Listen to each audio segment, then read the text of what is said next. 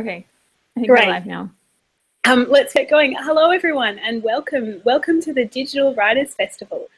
My name's Elizabeth Redman, and I'm so glad to have your company for the session today, which is called Moving Away Part 1, Leaving Australia. This is the first part of a two-part series where writers take a look at moving, and we're going to look at questions like, why do you leave, or what makes you stay, and what does it mean to be a first-generation immigrant? How do you navigate around a new life and maybe a new you, and how does the internet allow you to keep writing home? The second part of this series, which is on moving to Australia, will be held in 24 hours time, which is at 12:30 p.m. Sunday if you're in Australian Eastern Daylight Savings Time. Firstly, I'd like to acknowledge the traditional custodians of country throughout North America, which is where I am right now, and Australia, which is where I'm from and where many of you are. And I'd like to recognise their continuing connection to land, waters and community. I pay my respects to them and their cultures, and to elders both past and present. So joining me for the panel today, we have Erin Stewart, who is a freelance writer and doctoral candidate currently based in the UK. Her work has appeared in publications such as ABC Online, The Age, SBS Online, Overland, Good Magazine, and many more. And she's on Twitter at Erin Stewart. So hi, Erin. Hi. Hi. And we also have Scarlett Harris, who is a freelance writer and blogger at The Scarlet Woman, where she muses about feminism and other isms. So you can follow her on Twitter at Scarlett E. Harris. Hi, Scarlett. How are you going? Hi, good. How are you? Well, thanks. So like I said, my name's Elizabeth Redman. I'm a journalist currently based in New York as the North America correspondent for the business pages of the Australian newspaper, and I'm on Twitter at Elizabeth Redman. So let's kick off. The first thing that I'm interested in is why you decided to leave Australia. Erin, let's start with you. Tell us a little bit about what you write about, where exactly you are, and why it is that you're writing overseas at the moment. Okay, sure. So I'm based in Oxford at the moment, so in the UK. I'm actually over here because my partner is doing his degree here. So in that sense, it wasn't like, this huge choice for me. It was sort of like something that ended up happening. But I've always been really, really interested in traveling. And I think living abroad was pretty much always on the cards for me. Like, it was always something that I wanted to do. Just to get more of a international perspective, I guess, on my life, and like to see things from other points of view. So at the moment, I do a mix of writing. I guess you could probably call me a generalist. So do a bit of like analysis, opinion, personal essays, that sort of thing. And I'm also looking into missing persons as part of my doctoral research. So I'm doing that by correspondence. So I'm studying at the University of Wollongong, and, I email my supervisors and that sort of thing. So that's been another level of having to navigate not being at home, because I'm constantly having to talk back to home, I guess. And so my thesis is really about exploring stories that don't have a kind of clear-cut resolution. So very much like ambiguous stories. And I've been interviewing investigators, people who have had family members go missing, and people who've been missing themselves. So it's been a big project to be so far away from home but I feel like, which we might get to later, I do feel like the project's changed so much as a result of me being over here for the last a bit over a year now. And do you have a plan for a certain amount of time that you're going to be there, or is that open-ended? Sorry. So my partner's degree will go for 4 years. And so once he finishes, his student visa runs out, and then and I guess we have to think about that. But I'm really not sure if it's going to be like an ongoing thing, or if I'm going to go back to Australia, or if I want to move somewhere else. It's really open for me at the moment, which is pretty exciting, actually. Yeah, it means there's possibilities as well. Yeah. Scarlett, maybe you can tell us a little bit about how long you've been overseas and what you write about, and why it is that you decided to write overseas as well. Well, I've been in the US for 9 days today, so it's part of a 3-month trip. On the whole, though, so I'm on long service leave from my day job. So I thought, what better time to go to New York, which is every writer's cliched dream, and just be and write and sort of play at doing like freelancing full time. So I write, as you mentioned earlier, Elizabeth, about feminine and other isms, and sort of how they relate to like pop culture and that sort of thing. I've been blogging at my website, The Scarlet Woman, for nearly 7 years now, which is kind of unbelievable. Although I feel like I'm trying to distance myself from the term blogger, which I actually wrote a piece about at the Writer's Block, just because I don't really blog a lot anymore. Like, I'm really focused on, getting paid for my writing. So most of my stuff, is featured in other publications. So things like Daily Life, SBS Life, The Vocal, and places like that. Today, for example, I'm actually in Boston, and tomorrow I'll be going to do a few hours of phone banking for Hillary Clinton, which I'll be writing about for Daily Life. So, just things like that. Obviously, I would never have the opportunity to do if I wasn't overseas. So, I'm just kind of trying to sort of, take every opportunity that's brought my way during this time, because, in 3 months' time, I'll be back to my usual job and sort of writing not as much. But yeah. So you mentioned that you're in New York because you have the opportunity, and it's kind of every writer's cliche dream. Is there like one kind of character from pop culture or something, that made you go, oh, that's the place I really want to be? Or, do you read the New York Times, or like, is there something that, really encouraged you to pick New York as opposed to somewhere else? Look, I don't want to say Carrie Bradshaw, but I think like probably somewhere in the back of my mind, like watching Sex and the City as, during uni, in my professional writing course, probably like there's a little kernel of her like somewhere in my brain, as much as I don't really want to admit that. So I think that's sort of influenced me. There's no one really off the top of my head that I would sort of say is like a New York role model, but I mean, most writers have been through New York at one time or another. So, I think there's probably influence from those writers. Yeah, absolutely. There's so many, right? There's so many. Yeah. So something that I think is interesting is that we're all kind of, in one sense, writing home rather than necessarily just writing where we are.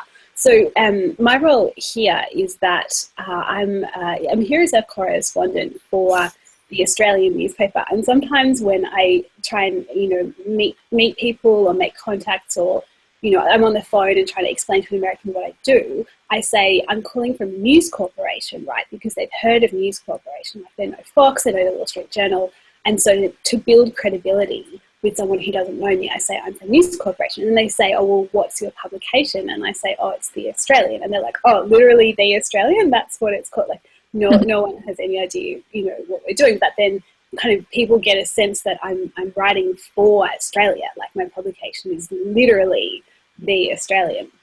And that, I think, helps people understand that I'm not writing for a US audience. I'm very much focused on an Australian audience. And so my role, like I said, is that I'm on the business desk. And so the way I explain it is that I cover US business news that's interesting to Australians and then Australian businesses who are in the US.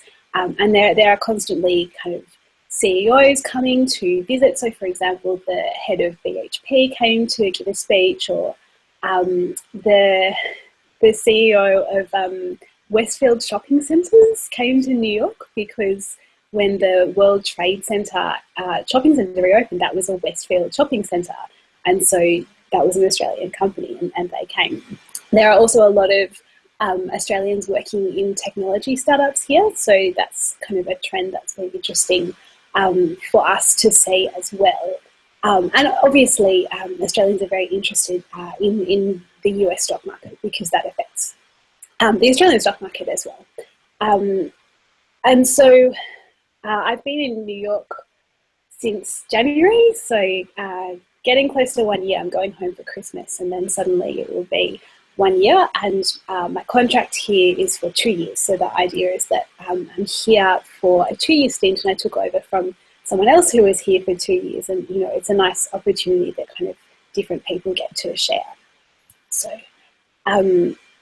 so in terms of trying to work across 2 different countries, something that would be interesting to talk about is how to try and engage with a new country, but also to be reading the news in Australia and to kind of keep up with what's happening in Australia, which can sometimes be a challenge. Erin, how have you been able to navigate that sense of needing to settle in while also keeping up with home? Yeah, it's kind of tricky, especially since not all, but most of what I've been writing has actually been like, it's on Australian issues. So it's not, the UK for Australians. It's like, it's actually Australian news or Australian analysis or whatever, which like has its challenges. I think mostly, I realize that I probably keep up with Australian news like far more than what's possibly healthy just through Facebook and stuff. So like all of my friends will be talking about, relevant issues to Australia, and that would be what I'm thinking about. So there's that. But there's also the fact that when all this news is happening, I'm probably asleep, which means that you kind of lose out on the timeliness. I can't really pitch time-sensitive things very well. I have done a couple of things, but far less time-sensitive things and more of the taking a step back. And that's what I'm finding, is that it's much more of an observer role almost. Like you're not so much in it, and you're not maybe not as passionate about what's happening because you're watching from a pretty far distance. And that's been a pretty fascinating process actually.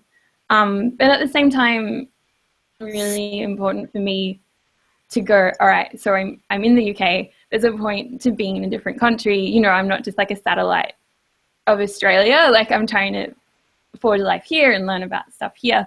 So for me, that's getting involved with, I guess, more local projects, and also like keeping sociable hours. Making sure that I get up and fall asleep at sort of sociable times.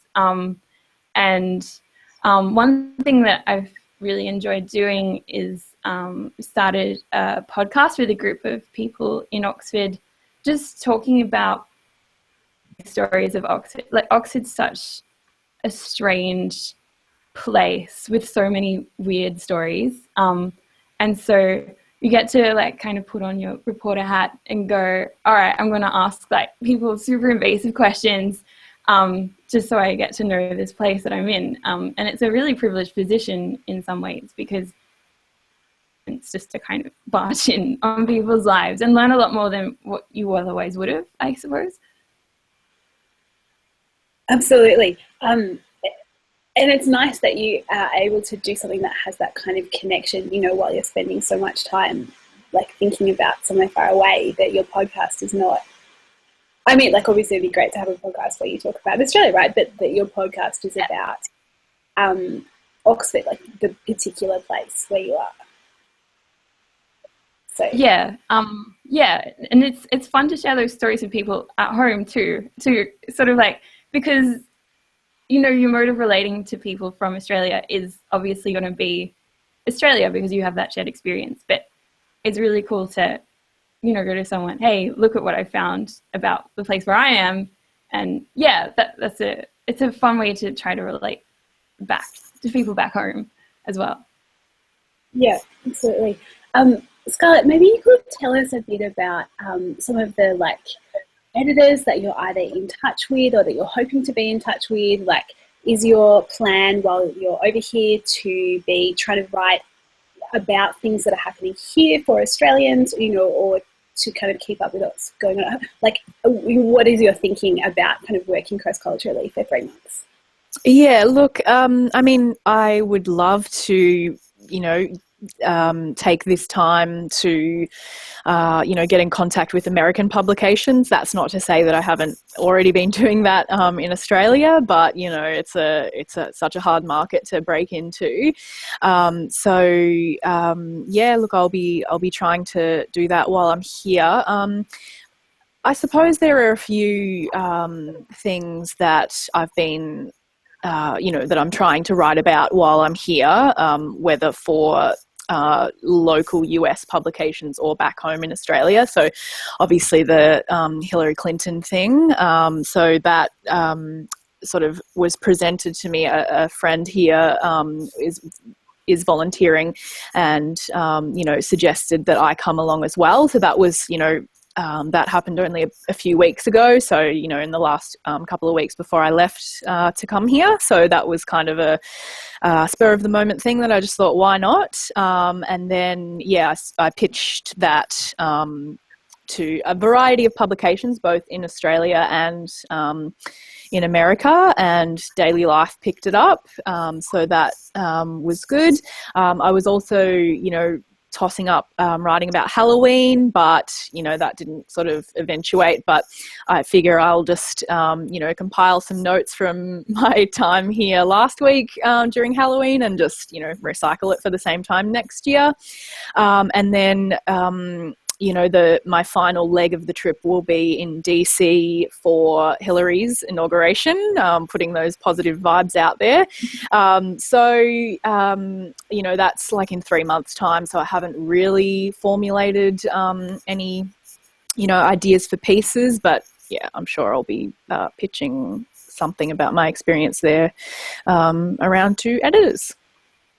I wonder if anyone at the Daily Life, I wonder if there's a way of talking about Hillary Clinton to the Daily Life that might be a little bit different to the way that you talk about Hillary Clinton to the hairpin, or whatever the local. I think the hairpin is a good local example. Yeah. Look, I'm still, sort of putting the pieces together for the piece. So I've got sort of like a skeleton and a rough draft, but obviously tomorrow is going to be the hook of the piece, I suppose. But yeah, look, I think the way you could relate it to an Australian audience is why are we so invested in this election, and we have such an apathy for our own politics? I've never volunteered to for a political party. I tweet about politics and make sure my vote is an informed one, but apart from that, that's as as involved in the political process in Australia as I've ever been. So why am I going to volunteer for Hillary? Why am I going to her inauguration? I think that's probably how you would look at it from an Australian lens, is what's so inspiring about her and enraging, I suppose, about this election as a whole. It's been funny. I feel so much more strongly about this election than I did when I was voting. I voted at the consulate in our election in July, and I looked at all the parties, and I didn't feel very passionate, but I feel much more strongly about this election. So I think that's a great point that you make. Stepping away a little bit from the question of kind of the keeping up with different topics while you're in different places. I want to talk as well about just the really practical working out what time it is in different parts of the world. And Erin, I know that this is something that you've been working on for a while. What are some of the tools that you use or some of the habits that you formed to be able to work across 2 time zones? And like you said, make sure that you're sleeping at sociable times. Yeah, so this was something that I struggled with quite a lot, like for the first few months especially, just going like, oh my God, like the most important emails are going to be sent to me while I'm asleep. And that's a big problem because I'm a bit on the anxious side of things, and that would actually affect my sleep. So just having to put in some level of boundaries, you know, just to like informing editors, like obviously, I mean, they should know. I mean, if they're going to contact you at nighttime your time, you know, you're not going to respond within 2 hours or whatever.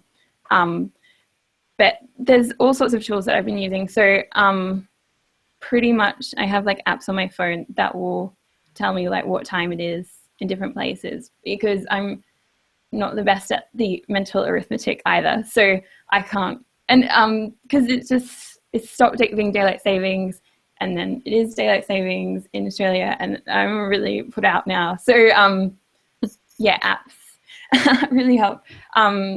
I find Slack for group projects. So that's another app it's basically a messaging app, which it's not that different really from a regular sort of chat thing like Messenger or something, but it kind of keeps track of where you last read. So even if you're asleep or, you know, out having fun or whatever, you can go back to the conversation and you won't really hard to scroll through and stuff. So, and yeah, other than that, it's just boundaries, like really like putting the phone off or even on like airplane mode and then off, like just, yeah, because the sleep thing is a big issue. Like you really have to adapt, because otherwise, yeah, it's not good.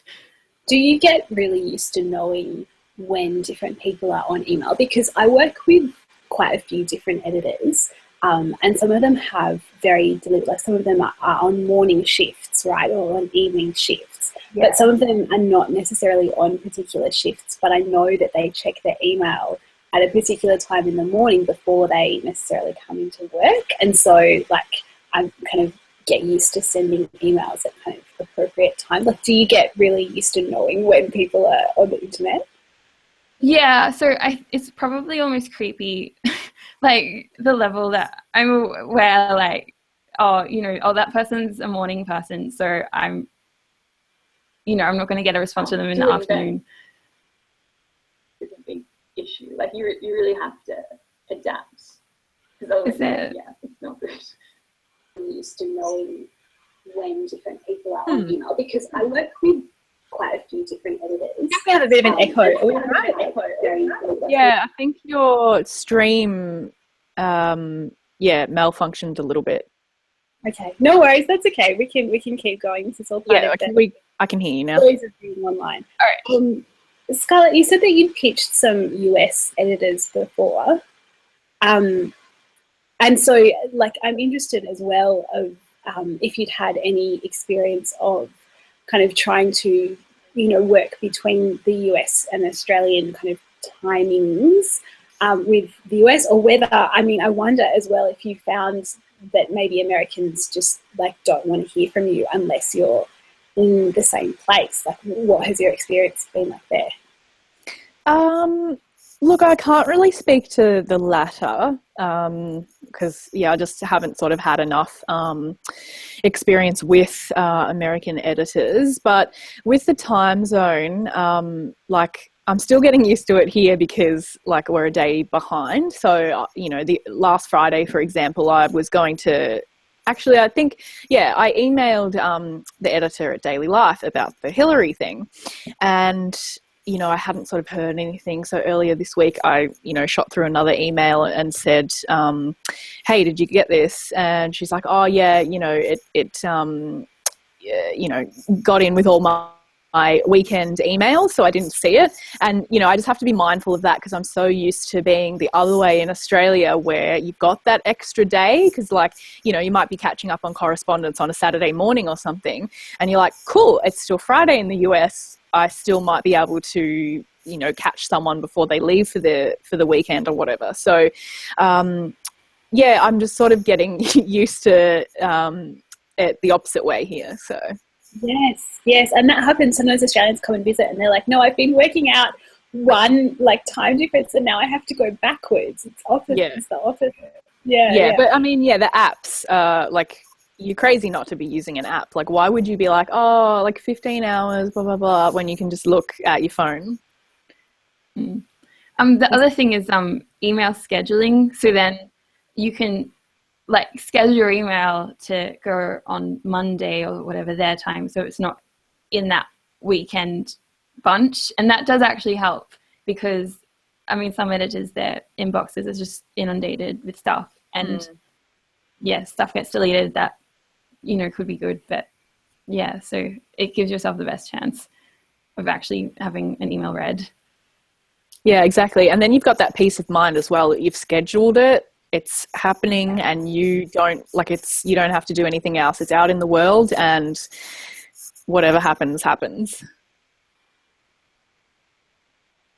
Absolutely. I learned that quickly because I sent something home on my Friday afternoon and of course it turned up on a Saturday morning, and then on my Monday, which is Monday night, I wrote that story and I wonder maybe it wasn't good enough, maybe they just didn't like my story. And it was just, I had to learn not to send things that arrive on the weekend. And now I know that it's important that something turns up on a Monday morning. So, okay, let's talk a little bit about getting to know people or building out a network as well. Scarlett, it sounds like even though you've been here for not very long, you've already had one friend say hey, let's go and do some volunteering, and you're in Boston visiting another friend, right? So if you knew that you were going, have you had opportunities to say to people I'm going to be there, or do you have a list of all the people you want to try and meet, perhaps? I do have a list, but whether I'll end up contacting them is another story. Look, I think the best thing is Twitter, honestly. That's how I've made a lot of contacts or maintained a lot of contacts. So the friend that I'm here in Boston visiting is the writer Rachel Hills. So she did a talk at Harvard today, and I sort of, she's sort of like an unofficial mentor to me. And I got in contact with her back in my very, very early days of blogging when, I was a fearless, blogger and just would email any bloggers that I admired and would be like, hey, can you give me some advice? Or, if you're in the same city, do you want to meet up for coffee? So, that's how that relationship transpired. So and then obviously we're on Twitter and email and things like that, and I one of my sort of guilty pleasures, although it's not that guilty anymore because I write about it, is professional wrestling. So there's sort of a subsection of Twitter, wrestling Twitter or whatever, and I've met a lot of American friends through that, and a few that live sort of in New York and surrounds. So I'll be meeting up with them at some stage through my trip as well. So Twitter and other social media is, I think, the best way to meet people in a new place. Particularly if you have a niche interest like professional wrestling, right? So an interest that is kind of very specific and has a specific community of people who are, probably really excited that you share their interest, right? Yeah, exactly. And it's something that you can be like, hey, let's get together and talk about this. People wrestling fans love to get together and talk about it because it's not something that you talk about in polite company. So it is I suppose when you've got that sort of in common, it is easier to make contact, I suppose, than if you're both just writers on the internet or you're feminist writers or something, you know, like how many feminist writers on the internet are there out there, you know? So yeah, I think when you've got that common interest, it might make it a bit easier. I found that when I got here, I spent 3 months having first coffees because there were people who I knew here, or like I said to a lot of people before I moved, you know, do you know anyone who's there? And can you send an email and copy us both in and, you know, put me in touch with your friend, and I want to meet them. And then I spent all this time just having first coffees with people and then deciding like who I did have things in common with. Like everyone was lovely and very generous and gave me their time, but you know, sometimes I'd meet someone and like neither of us would just really follow it up because we just didn't really have that much in common, and in practice we just weren't really going to keep hanging out. But then other people, like we would hang out and you know, have become quite good friends. So yeah, I think I didn't really expect that it would take that long, but you know, everything does. Erin, if you're studying, but you're studying by distance, what has the process been like for you of building out a network, or you know, having a social life, like getting to know people? Yeah, so I'm quite fortunate actually in that I know, well, I came to Oxford and then randomly bumped into a lot of people that I actually already knew, which is just strange, but it's sort of, because I lived in Canberra, and Oxford is like Canberra, you just see these people forever sort of thing. So, how big is Oxford? Like, how many people live in Oxford?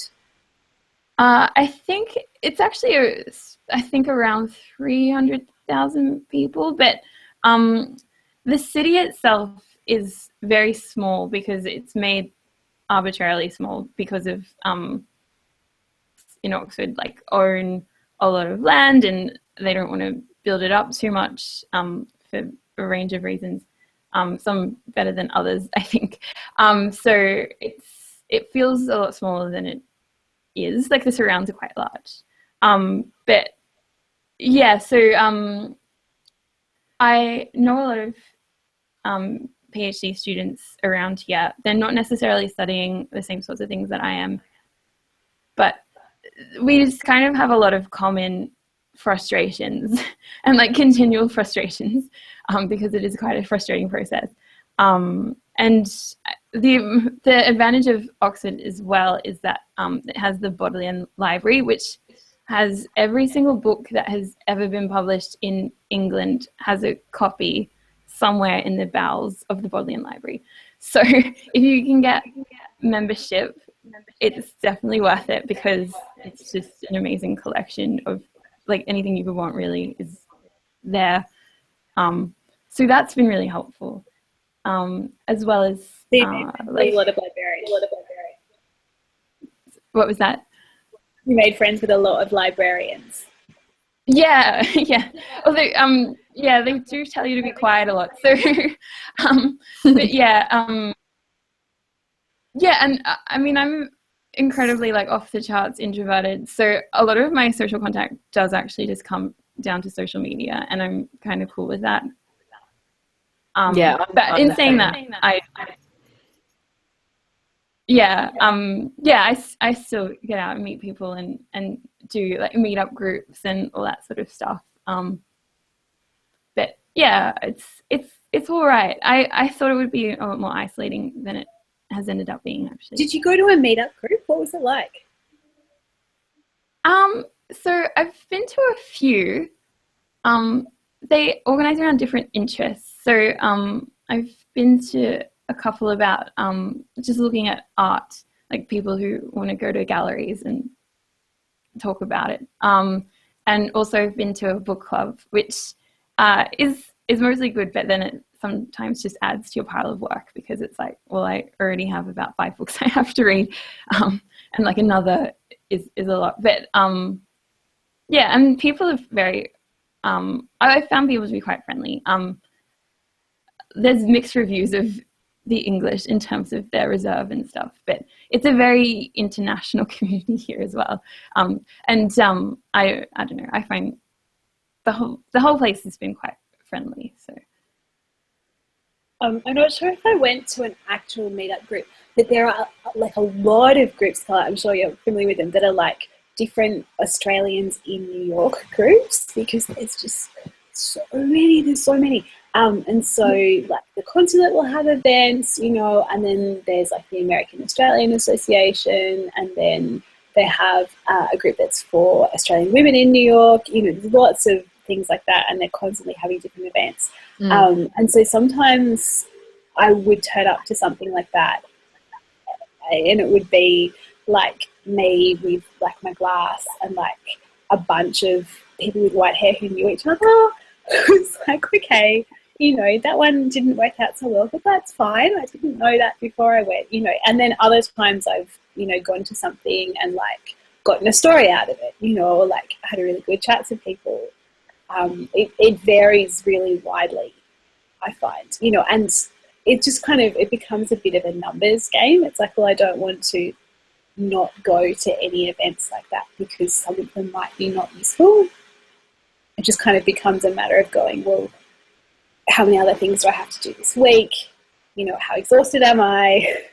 Or like, you know, is this a good use of my time potentially, right? Which, you know, might be in practice. But. Yeah, and I think there's been a lot. There's been a lot of groups where I'm like, oh yeah, I want to go, and you know, it's in my diary, and I plan to go, and it's just no, I'm really tired today, so I'm not going to. Which I don't know. It's probably a bad habit, but it's kind of how it is. I mean, the other thing is that being an Australian overseas, I think almost anywhere overseas, is that you do have to kind of be mindful of the fact that you probably want to avoid all like only talking to Australians, because it seems like Australians are everywhere and they're great, but you probably also want to talk to locals and you know, people from other places to kind of expand your horizons a bit as well. Although it is really fun. I had that experience of watching the election results with like a group of Australians, and it was pretty fun. So. Yeah, absolutely. And it becomes really easy if you know like a couple of Australians and they know some other Australians, right? To just kind of end up in this bubble, and it kind of becomes an effort to go, no, who have I met who's American? Let's message them and have a coffee, because I'm here to meet locals and not just to hang out with people from Melbourne, which I could do without, you know, getting on a plane and buying a whole heap of new furniture. So yeah, absolutely. I think as well as meeting locals, I think it can be important to take care of yourself too. Like, I think it's easy to kind of go, oh, well, I'm not going to be overseas forever, so I just have to like go all the time. And like, sure, it's good to take advantage of, you know, the opportunity that you have. But every now and then, you know, if you come down with a cold, or you've had something on for 8 nights in a row, it's okay to take a night off and just give yourself a break. And I think it can be hard to acknowledge that. But it's hard to acknowledge that anywhere, you know, I think.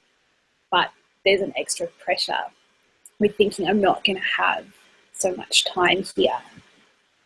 So yeah, well, I find I'm the opposite actually. Like, I'm very introverted and a homebody, and I can be really prone to just like turning inwards. And so, like, we were discussing before we went live that I've been having some homesickness, 9 days in, everyone. You know, so like my natural sort of inclination is to just, you know, hole up at home with, you know, books and TV and the internet, and like not, you know, put myself out there and that sort of thing. So, yeah, I really have to be mindful to not do that, and to, because it can get, you know, a bit depressing, like, you know, you want to sort of solve your social anxiety or your homesickness or whatever by, you know, taking care of yourself, as you said, Elizabeth, but then it can also be like too much. At least I find that for myself. So yeah, I'm thinking like I really have to push myself to go out. Like, I'm in New York. If I wanted to stay home in my bedroom, I didn't have to fly all this way. So yeah, I think I'm really going to have to push myself to like get out there and, you know, do things that I wouldn't normally do, go to different events and just walk around like it's New York, you know, instead of just, you know, fluffing around on my laptop. So yeah. Yeah. I think, I mean, that's one of the more surprising things for me about moving was that, because you think of like, okay, you're moving overseas, that's a pretty big step out of your comfort zone. But in saying that, it's actually, you actually have to keep challenging yourself to do those things, I think, because it is actually quite easy, especially with the sort of digital stuff. Like it's pretty easy to like talk to the same people you've always talked to, but like on Skype or whatever, and you know, just watch Netflix. And you have to, yeah. I mean, at least I'm not prone to like being that adventurous either. So yeah, it's that you never stop pushing, I guess, is something weird that I've learned. Yeah. Yeah. Well, sorry. It's like you might have sickness at any time. Sorry, go ahead. I was just going to say, especially for me, like, because I write so much about pop culture, it's just like, well, like my job is on the internet /TV /whatever. So it's like, yeah, I could just watch Netflix all day. Like I'm trying to place a piece about, you know, linked to the Gilmore Girls movie coming out at the end of the month, and I've still got like 2.5 seasons to watch in that time. So I'm just like, I need some, you know, just dedicated Netflix days in between now and then. But you know, I've got to balance those out with like actually leaving the apartment too. That's true. That's so true. If your job is being on the internet, you know, you can do that from anywhere. So then if you are somewhere, then you've got to think like, okay, is my job today being on the internet, or is it being somewhere else that I can only be for this amount of time? And I guess that's the burden of being a digital writer in another place. Exact. Erin, I want to ask you in particular, but both of you, about the question of changing interests. So how has your time overseas changed what you're interested in as a writer, or kind of more broadly, you know, if you have other interests too? Yeah, so I guess for me, like, I mean, just in general, I feel like I it's a weird perspective on Australia that I have now that I can't quite articulate yet, I don't think. But it's sort of like when you see it from a distance, all the things that were like really, really important to you, I mean, it's still important and cool and stuff, but it just doesn't seem as big, basically. But in more specific to my doctoral research. So looking at missing persons in Australia, which is where I started my thesis. There's so much to do with like missing persons and the Australian landscape. And so I guess like Picnic at Hanging Rock is sort of your kind of key text where, you know, these girls go missing in the middle of the forest or the bush, and no one knows what happens to them. Like if there might be some kind of supernatural thing going on. And I think that preoccupation, like you definitely have to kind of wrestle with that preoccupation if you're writing about missing persons in the Australian context. But here it's quite different, I think, because rather than it being like this island that's like super isolated, Europe is like crazy connected. Like you can get from one country to another like accidentally, because that has happened to me.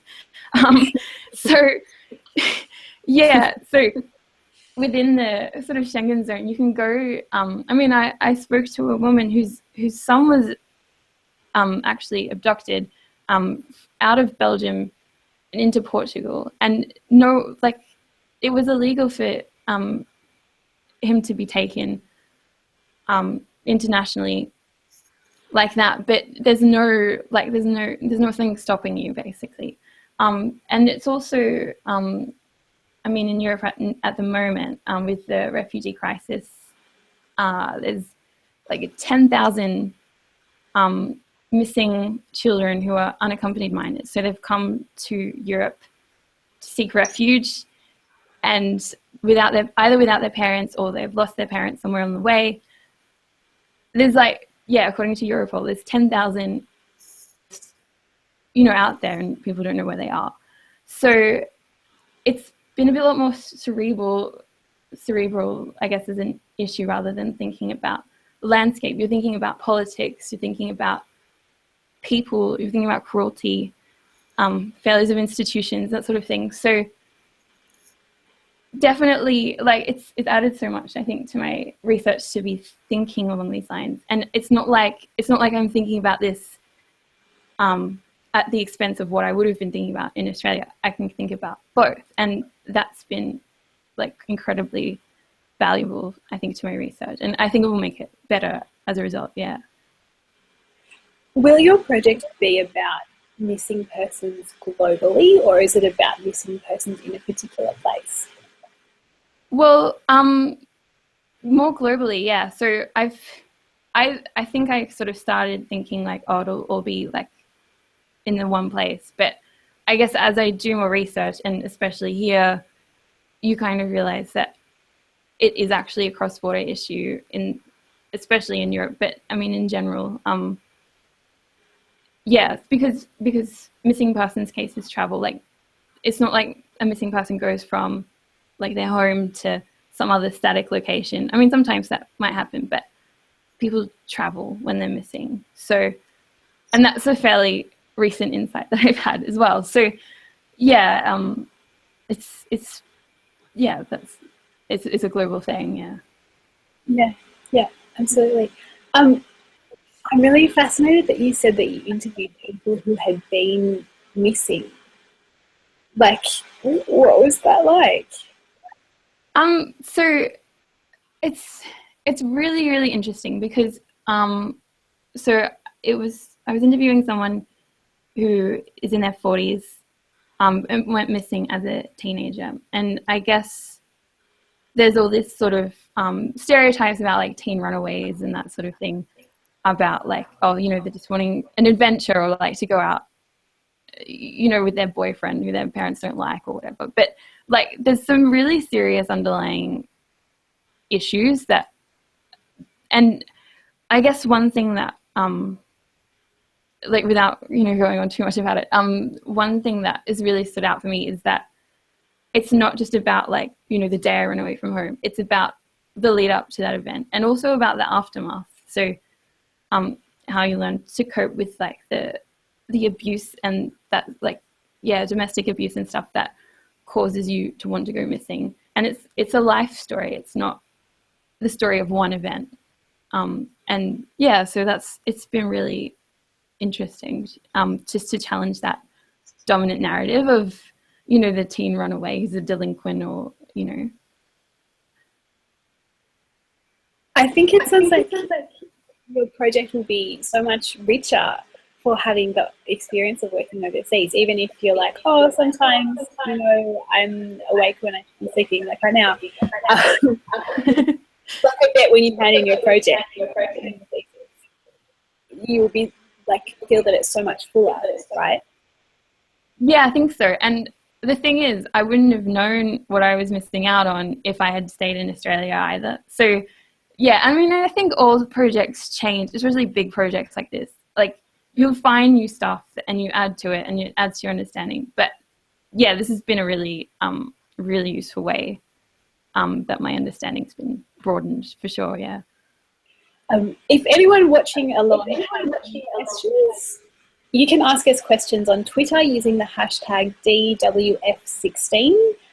But while we're waiting for anyone to think, if you have any questions, Scarlett, I wonder if there are any questions that you would like to ask someone who's been overseas for longer than 9 days. Like, is there anything that's on your mind, or anything that you're thinking about? Yeah, actually. So you mentioned earlier that you've been in the US for nearly a year as part of a 2-year contract. So I guess, like, what advice do you have for me or someone like me who's also in another country for a fixed period of time, like, especially with the information that I'm feeling a bit homesick and that sort of thing, like, how can you put that into perspective, knowing that there is an end point?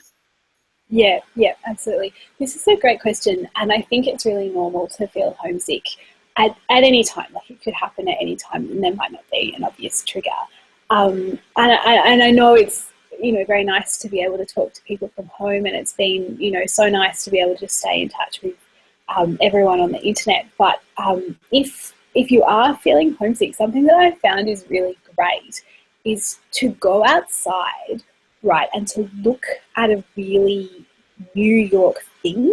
So my train station in the morning, I get the train into Times Square and walk from Times Square across to my office, which is in this like enormous tower with News Corporation in big letters on the front, and it's opposite the Rockefeller Center, and there are at the moment there are fairy lights on the Christmas trees.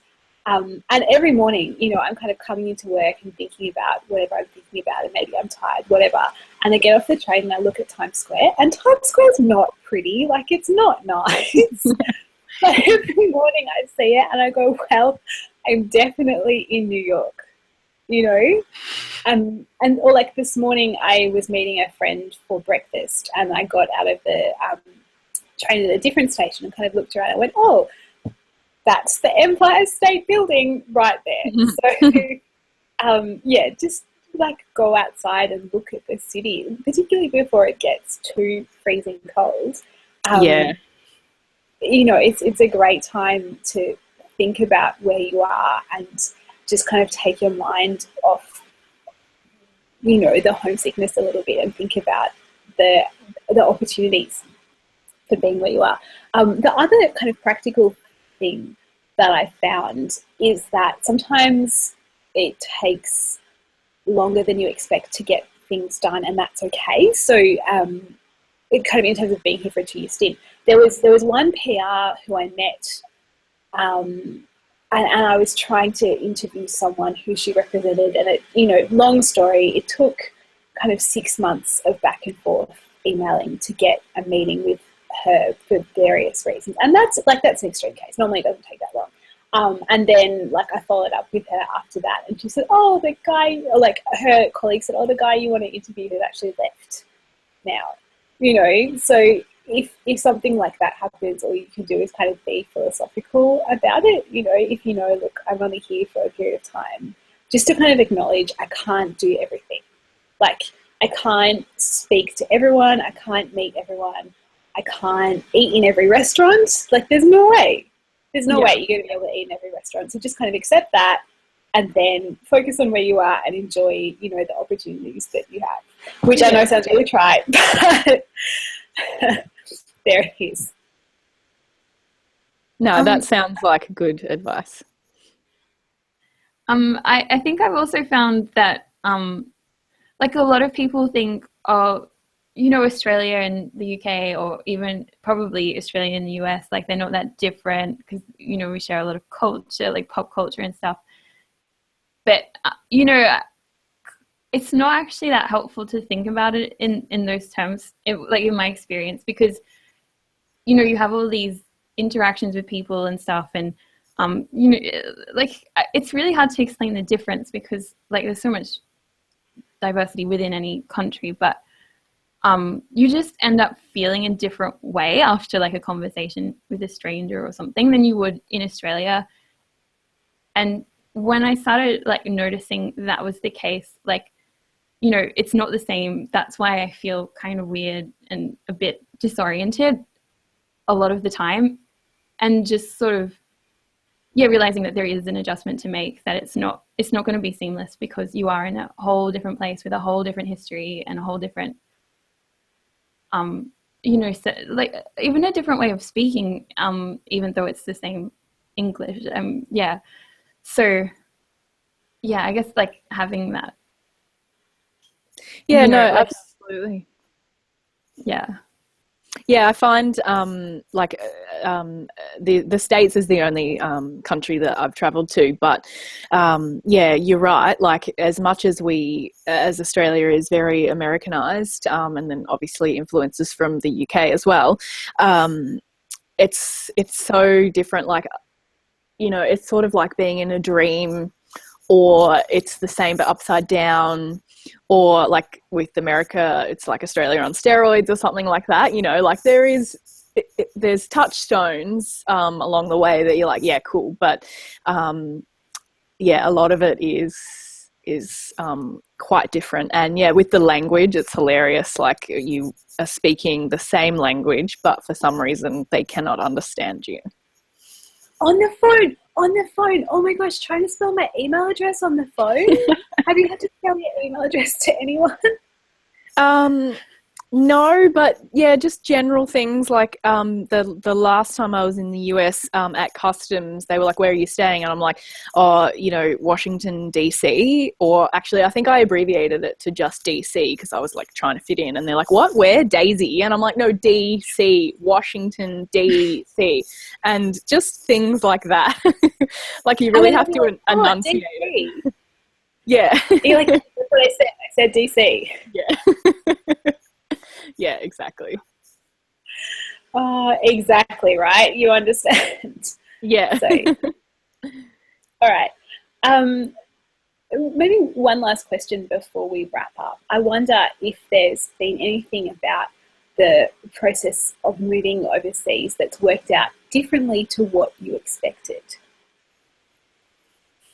for either of you. Well, I think it's probably too early in my temporary relocation. Sorry? Do you expect to be homesick? Yeah, because I'm prone to that. I think it's maybe just the reason I'm homesick, I think, is because it's probably just hit me that like, oh, I'm just going to be doing this for the next 3 months, like with none of my sort of creature comforts and stuff. And I really miss my dog. And I'd been, living at home with my mum for the past like year and a half, saving for this trip.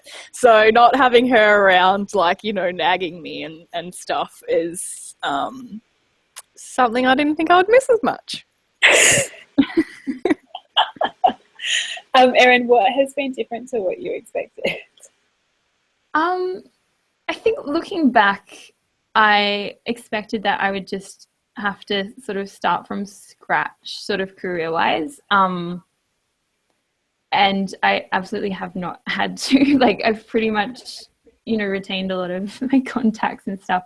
And so, I mean, I expected to be pitching more and being published more in UK publications than I have, because it is really hard to break into a new market. But then also partly because, you can just kind of keep going. And I think as well, one thing that I've sort of been surprised by, that in terms of what I've learned about Australia from being overseas, is how it seems that there's a real openness in Australia to other countries and like how other countries do things and what it's like in other countries. And there's a real sort of awareness that other countries exist, which is, I don't know, it's sort of, the UK has that sort of, I don't know, it's a bit more insular in terms of just the thinking, which I think sort of explains a bit of Brexit. So I've learned to really like that about Australia, actually. Yeah, it's certainly a place where people are well travelled, right? Like, people think Australia is isolated, but geographically, sure, but in a country where people are like very likely to travel somewhere and for a long time, I think it makes us less isolated than you might expect. Yeah. So great. All right. Well, it's almost time. So thank you so much for joining us, everyone, and thank you so much to Erin and Scarlett. It's been really great to hear about what it's like for you. So just a reminder as well that this is a 2-part series. So we talked about leaving Australia, but there's a second part of this series focusing on moving to Australia, and that will be held 24 hours after ours. So that's at 12:30 p.m. Sunday if you're on Australian Eastern Daylight Savings Time. All right. Thanks, everyone. Thanks. Bye. Elizabeth. Bye.